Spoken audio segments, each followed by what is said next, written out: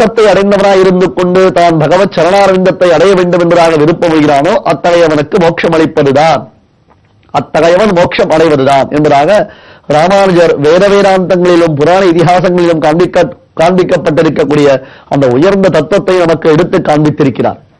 அதனால்தான் திருக்கோஷ்டியூர் முதலான திவிதேசங்களுடைய வைபவத்தை நாம் அனுபவித்தோம். மறுபடியும் உங்களுக்கு நினைவுறுத்துகிறேன். அந்த திருக்கோஷ்டியூர் முதலான திவிதேச வைபவங்களை, ராமானுஜர் அங்கு விஜயம் செய்த வைபவங்களை நாம் அறியும் பொழுது எல்லோருக்கும் உயர்ந்த கதியை தான் அடைவிக்க வேண்டும் என்று ஆசை கொண்டுகிறார் என்றோ திருக்கோஷ்டியூர் நம்பிகள் அவரை குறித்து எம்பெருமானார் என்று அருளிச் செய்தார். ஆகையால் உலக பொதுமுறையாக ராமானுஜ சம்பிரதாயம் விளங்குவதற்கு இது ஒரு காரணமாகத்தான் பெரியோர்கள் காண்பிக்கிறார்கள். எம்பெருமானை அடைவதற்கு இரண்டு பெரும் வழிகள் சொல்லப்பட்டிருக்கின்றன. பக்தியா பரமயாவாபி பிரபத்யாவா மகாமதே பிராப்யோகம் அந்நியதா பிராப்யா மம கைங்கரிய லிப்சுபி என்று பரமாத்மா அருளி செய்கிறான். இரண்டு வகைகள், இரண்டு தான் உண்டு. பக்தியா பரமயாவாபி பிரபத்யாவா மகாமதே. அப்பா, என்னை அடைவதற்கு இரண்டே வழிகள். ஒன்று பக்தி, மற்றொன்று பிரபத்தி. மறுபடியும் கவனித்து பாருங்கள். பக்தி என்றால் நமக்கு இப்பொழுது இருக்கக்கூடிய கடவுள் பக்தி இல்லை. கோவிலுக்கு சொல்வது, எம்பெருமானை ஒழிவது, எப்பொழுதும் அந்த பரமாத்மாவை ஸ்தோத்திரம் செய்து கொண்டிருப்பது என்பதாக அந்த பக்தி விசேஷத்தை குறித்து இங்கு சொல்லப்படுவது இல்லை. பக்தி என்றால் பக்தி யோகம் என்பதாக பெயர்.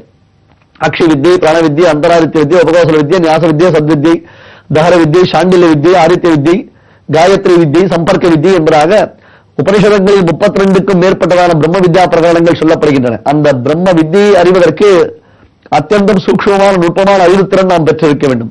முக்கியமாக வேதத்தை அத்தியனம் செய்ய வேண்டும். அந்த வேதத்தில் சொல்லப்பட்டிருக்கக்கூடியதான அர்த்த விசேஷங்களை எல்லாம் தெள்ளத் தெளிவாக அறிய வேண்டும். அதற்குத்தான் வேத பாஷ்யங்கள் என்பதாக பெயர்.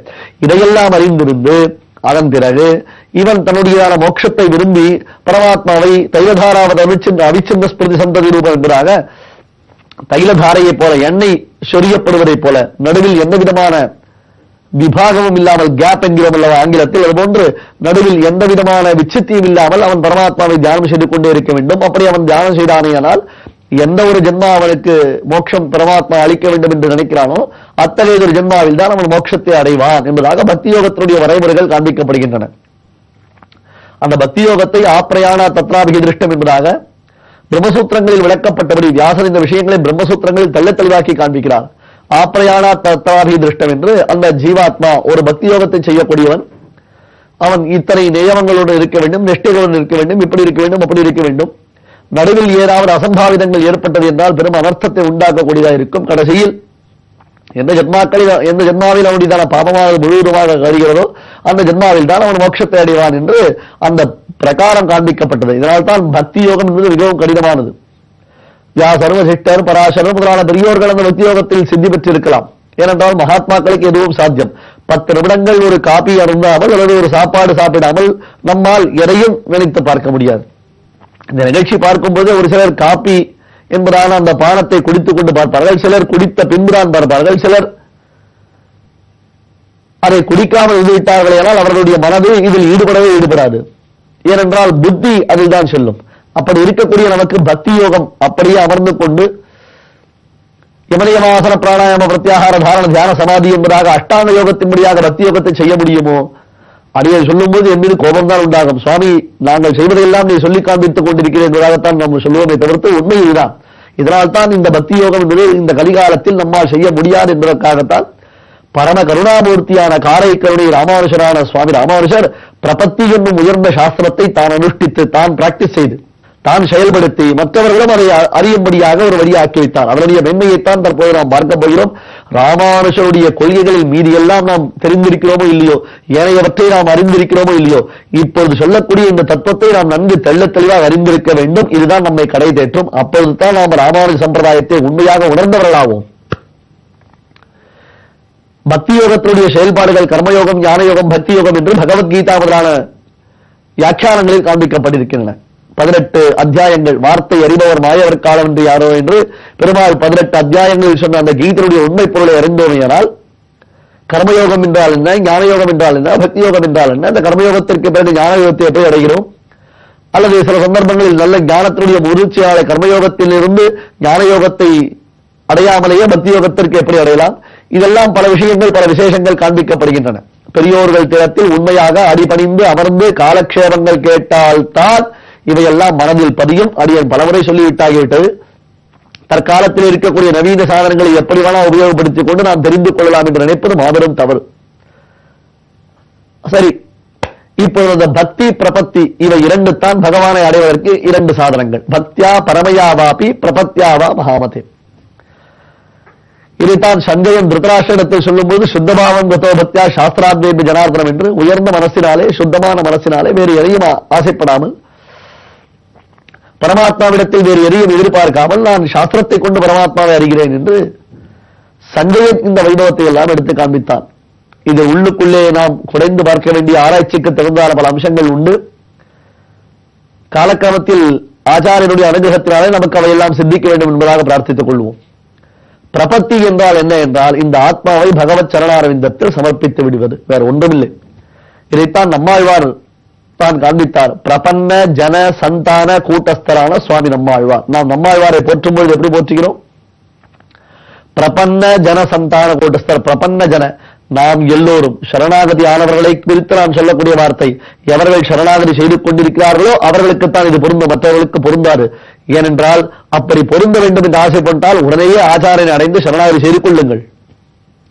பிரபன்ன ஜன சந்தான கூட்டஸ்தர். இந்த ஆத்மாவை ஆச்சாரின் மூலமாக பகவத் சரணாரவிந்தத்தில் சமர்ப்பித்தோம் இல்லவா, நமக்கெல்லாம் ஒரு தலைவர். மாதா பிதா யுவதய ஸ்தனியா விபூதி சர்வம் தேவ நியமேன வதன்வியானாம் என்று ஆளவந்தாருடைய ஸ்தோத்திரத்தின் அர்த்தங்களை எல்லாம் கீழே பார்த்திருக்கிறோம்.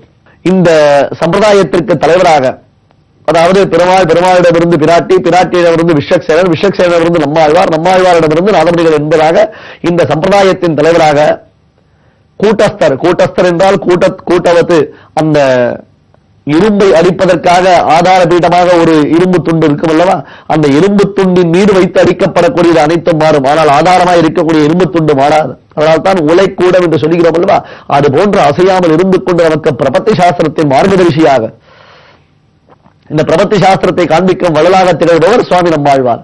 அந்த நம்மாழ்வார் தான் அனுஷ்டித்து காண்பித்தார் பிரபத்தியை. சமீபத்தில் எல்லாரும் சேவித்திருக்கலாம். ஆங்காங்க திருக்கோவில்களில் பகல் பத்து இராப்பத்து என்பதாக அத்தியன உற்சவங்கள் மார்கழி மாதத்தில் நடைபெற்றிருக்கும். பகல் பத்து இராப்பத்து முதலில் வேத பாராயணங்கள், அதன் பிறகு திவ்ய பிரபந்த பாராயணங்கள் என்பதாக இரண்டு பிரிவாக பிரித்துக் கொண்டு 20 நாட்கள் உற்சவங்கள் நடைபெற்றிருக்கும். அதன் நடுவில் தான் வைகுண்ட ஏகாதசி மகோத்சவம் நடைபெறும். இராப்பத்து 10ஆம் நாள் அன்று விசேஷமாக நம்மாழ்வார் திருவிடி தொழும் வைபவம் நடைபெறும். திருவரங்கம், காஞ்சிபுரம், திருவல்லிக்கேணி பார்த்தசாரதி, திருவள்ளூர், திருநீர்மலை, ஏன் எத்தனையோ திருக்குழந்தை அமுதனுடைய சந்நிதி, உப்பலியப்பன் சன்னதி, இப்படி எத்தனை க்ஷேத்திரங்கள் எங்கெங்கு உள்ளனோ விதேசங்கள் தோறும் ஆங்காங்கு இருக்கக்கூடியதான ஆலயங்கள் தோறும் இங்கே மயிலையில் மாதவ பெருமாள், கேசவ பெருமாள், ஸ்ரீனிவாச பெருமாள் என்று எல்லா திருக்கோவில்களிலும் விசேஷமாக இந்த ஆழ்வார் திருவடி தொழும் வைபவம் நடைபெறும். அந்த திருவடி தொழும் வைபவத்தை தான் இப்போது நாம் பார்க்க போகிறோம். அது என்றால் என்ன? அதுதான் சரணாகதி. அதுதான் சரணாகதி. அகலகில்லேன் இறையும் என்று அலர்மேல் மங்கை உரை மார்பா, நிகரில் புகழாய் உலகமூன்றுடையாய் என்னை ஆழ்வானே, நிகரில் அமரர் முனிக்கணங்கள் விரும்பும் திருவேங்கடத்தானே, புகழ் ஒன்று இல்லா அடிகேன் உன் அடிக்கு அமர்ந்து புகழ்ந்தேனே. பொதுவாக எல்லோருக்கும் தெரிந்திருக்கக்கூடிய திருவாய்மொழி பாசனம் இது. திருவாய்மொழி நம்மாழ்வார் அருளி செய்த திருவாய்மொழியில் ஆறாம்பத்தில் கடைசி பாசனமாக, அதாவது அந்த ஆறாம்பத்தை முடிந்து அடுத்தது 7வது பத்து ஆரம்பிப்பதற்கு முன்பாக நம்மாழ்வார் செய்யக்கூடிய சரணாகதி. உலகமுண்ட பெருவாயா என்று பகவானை போற்றிவிட்டு அப்பெருமான் ஸ்ரீ ஸ்ரீனிவாசன், ஸ்ரீ ஸ்ரீனிவாச குலதெய்வதம் நகா, ஸ்ரீ ஸ்ரீனிவாச பரமம் தரம் நகா, ஸ்ரீ ஸ்ரீனிவாசா பரமாகதிரன் நகா என்று அந்த திருவேங்கடத்தெம்பெருமானுடைய பிறவிகளை பார்த்தோம் அல்லவா. அகலகில்லேன் இறையும் என்று அலர்மேல் மங்கை உரை மார்பா. ஒரு க்ஷணம் கூட பெருமானை விட்டு பிரிய மாட்டாள் பிராட்டி. அப்படி பிரிந்து விட்டால் அவன் நிவாசன். பிராட்டி இருந்தால் தானே ஸ்ரீ நிவாசன். பிராட்டி வந்து அமராமல் அவன் யாருக்கு இருப்பிடமா இருக்க முடியும்? வெறும் இருப்பிடம். யாருக்கு இருப்பிடம்? எங்கே இருப்பிடம்? இருப்பிடம் வைகுந்தம், வேங்கடம், மாலிரும் சோலை, இத்தனை திவிதேசங்களில் பெருமாள் இருப்பிடமாக கொண்டு விளங்குவதற்கு யார் காரணம்? நித்தியஸ்ரீ நித்தியமங்கலமான அந்த பிராட்டினுடைய சாநித்தியம் தானே. அவள் இல்லாமல் பெருமானுடையதான பிரபாவம் ஒன்றும் எடுபடாது அல்லவா. சுவாமி ஸ்ரீ வேதாந்ததேசிகன் சாதிக்கும் பொழுது பிரபாவான் சீதையாதேவியா, எங்கள் பிராட்டினுடைய சம்பந்தத்தினால் என்றோ இப்பெருமானுக்கு தேஜஸ், இப்பெருமானுக்கு பிறவை, இப்பெருமானுடையதான வைபவங்கள் விளங்குகின்றன. எங்கள் பிராட்டி மட்டும் இல்லை என்றால் இப்பெருமானை யாரு சுவாமி லட்சியம் செய்வார்கள்? இந்த பெருமானை யார் உணர்ந்து கொள்வார்கள்? ஆகையால் இவனே வேண்டாம் என்று சொன்னால் கூட அந்த பிராட்டி நகர்ந்து செல்ல மாட்டாராம். ஸ்ரீனிவாசனுடைய திருமேனியில் சேவியுங்கள். 2 திருமார் பிராட்சியாரை நாம் வந்து சேவிக்கலாம். ஒன்று ராமானுஜராலே பிரதிஷ்டை செய்யப்பட்டது என்று குருபரம்பரைகள் வாயிலாக அறிகிறோம். 2 திருமாலாட்சியார் மூலவருடைய திருமேனிகள், அதே போன்று உற்சவருடைய திருமேனியில் சேவித்தோமையானால் அந்த உற்சவர் திருமேனியிலும் திருமார்பில் மகாலட்சுமி தாயார் எழுந்தொழிருப்பார். இது ஸ்ரீனிவாசன் மட்டுமில்லை, வரதன், ரங்கநாதன் என்று எல்லா எம்பெருமான் கூடியதான திருமார்பிலும் பிராட்டியினுடையதான அந்த சாநித்தியம் இருக்கும். அகலகில்லேன் இறையுமென்று அலர்மேல் மங்கை உரைமார்மன். அப்படி பிராட்டியுடன் கூடியவனாய் எம்பெருமான் நமக்கு எவ்விதம் அனுகிரகம் செய்கிறான். அது என்ன சரணாகதி? அந்த சரணாகதிக்கும் ராமானுஜருக்கும் என்ன சம்பந்தம்? ராமானுஜர் சரணாகதி செய்தாரா? எனில் அவர் செய்த சரணாகதியை நாம் எப்படி அறிவது என்பதை வரும் உத்தமமான இந்த உத்தராயண புண்ணிய காலத்தின் தொடர்ச்சியாக நாம் அனுபவிக்கலாம்.